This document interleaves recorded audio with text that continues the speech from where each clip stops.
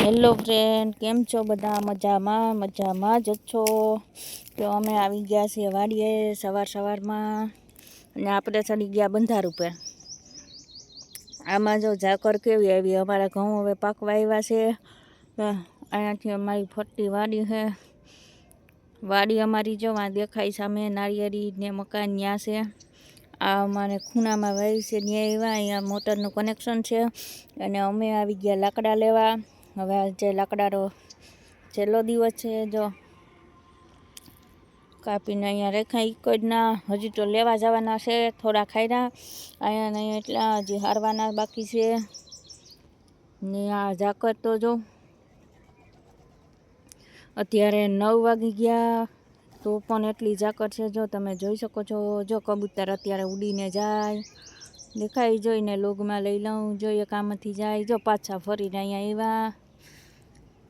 જો લે ઉપર બેસી ગયા, દેખાય. આ છે અમારે મોટરનું કનેક્શન. આ છે અમારી, અમે તો વાઈફ કહીએ, તમે કૂવો કહેતા એ છે કદાચ.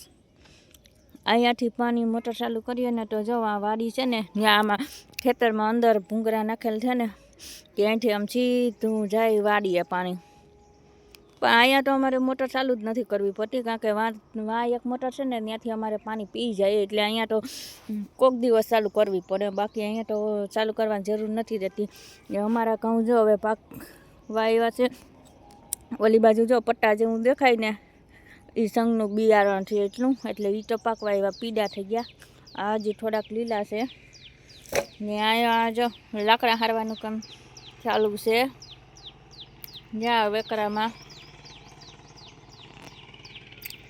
જો અહીંયાથી અમે લાકડા કાપ્યા. ત્યાંથી જો અહીંયા વેકરામાંથી આમથી આવી, પછી અહીંથી જો પુલવેથી બંધા ચડાવી, ઊંચું ચડી અને અહીંયા જ નાખવાના છે.